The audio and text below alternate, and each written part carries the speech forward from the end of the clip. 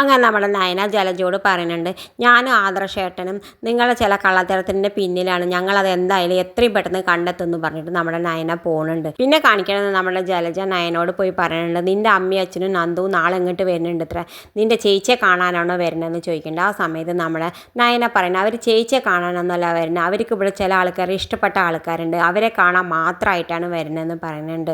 എന്തായാലും ജലജ നേരെ ചെല്ലുന്നത് നമ്മുടെ ദേവയാനിയോടും വീണ്ടും തന്നെ ചോദിക്കേണ്ടത്. ആ സമയത്ത് ദേവയാനി പറയുന്നത്, കനകയും ഗോവിന്ദനും നന്ദു വരുന്നത് അച്ഛൻ വിളിച്ചിട്ടാണ്, പിന്നെ അത് മാത്രമല്ല നവീനും അവരോട് ഉത്രാട ദിവസം വരാൻ പറഞ്ഞിട്ടുണ്ട്, അതുകൊണ്ട് മാത്രമാണ് അവർ ഇങ്ങോട്ട് വരുന്നതെന്ന് പറയുന്നത്. ആ സമയത്ത് നമ്മുടെ ജലജ പറയേണ്ട, എന്നാൽ പിന്നെ വന്നോട്ടെ, ഞാനൊന്നും പറയില്ല, പക്ഷെ അവർ എൻ്റെ മേക്കെട്ട് കയറാൻ വരരുത് പറയണ്ട. ആ സമയത്ത് നമ്മുടെ നവ്യ പറയുന്നുണ്ട്, എന്തായാലും അമ്മയുടെ മേക്കെട്ട് കയറാൻ വന്നു വെച്ചാൽ അമ്മ അതിനായി തക്ക മറുപടി കൊടുത്തു, ഞാനും അമ്മയുടെ ഒപ്പം തന്നെ നിൽക്കാമെന്ന് പറയുന്നത് നമ്മുടെ നവ്യ ജലജയോട്. പിന്നെ കാണിക്കണം നമ്മുടെ ആദർശ നയനയും കൂടി നമ്മുടെ അനിയോട് പറയുന്നുണ്ട്, നാളെ നന്ദു നവീനും എല്ലാവരും കൂടി ഇങ്ങോട്ട് വരുന്നുണ്ട്, മുത്തശ്ശൻ ക്ഷണിച്ചിട്ടുണ്ട് ഉത്രാട ദിവസം എന്ന് പറയുന്നത്. ആ സമയത്ത് നമ്മുടെ അനിക്കാണെങ്കിൽ ഒരു ഇത്തിരി വിഷമമൊക്കെ ആവുന്നുണ്ട്, എന്നാലും പറയണ്ട, ആരാച്ച വന്നോട്ടെ, ഈ മുത്തശ്ശൻ ഇത്രയും ദിവസം നവീനെ ഉത്രാട ദിവസം ഒന്നും ക്ഷണിക്കാറില്ലല്ലോ, ഇപ്പം മാത്രം എന്താ ഈ കൊല്ലത്ര പ്രത്യേകത എന്നൊക്കെ പറഞ്ഞിട്ട് വല്ലാതെ വിഷമിച്ചിട്ട് ഉള്ളിൽ പോയിട്ട് നമ്മുടെ നന്ദുവിനെ വിളിക്കേണ്ടി എന്നിട്ട് പറയേണ്ടേടി, നാളെ എന്താ ചെയ്യേണ്ടതെന്ന് എനിക്കറിയില്ല, പക്ഷേ എനിക്ക് ഒരുപാട് മനസ്സ് വിഷമമാവുന്നുണ്ട്, ചില സമയത്ത് തോന്നുന്നു എനിക്ക് മരിച്ചാൽ മതി എന്ന് തോന്നുന്നു പറയുന്നത്. ഇത് കേൾക്കുമ്പോൾ നമ്മുടെ നന്ദു ആകെ വിഷമിച്ചിട്ട് ഞെട്ടി നിൽക്കുന്നുണ്ട്.